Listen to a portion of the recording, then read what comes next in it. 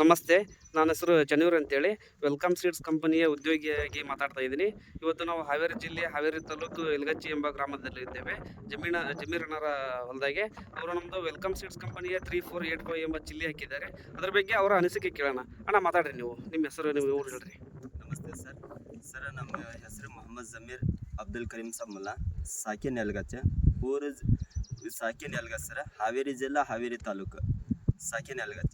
Sir welcome company seeds ಕಂಪ್ನಿಲ್ದ chilli ವಾದರ್ಸ ಇದೇ 3485 ಸರ್. ವಾದರ್ಸನ ಇದೇ ಕಂಪ್ನಿ ಚಿಲ್ಲಿ ಹಾಕಿದ್ದೀವಿ ಸರ್. ಇಳುವರಿ ಭಾಳ ಚೆನ್ನಾಗಿ ಬಂತು. ಅವ್ರ ಮಾರ್ಕೆಟ್ ಒಳಗೆ ಚೆನ್ನಾಗಿ ಬೆಲೆ ಸಿಗ್ತದೆ ಸರ್. ಈ ವರ್ಷನೂ ಚೆನ್ನಾಗಿ ಬೆಳೆ ಬಂದಿದೆ, ಆದರೆ ಚೆನ್ನಾಗಿ ಬೆಲೆ ಸಿಗ್ತಾ ಇದೆ.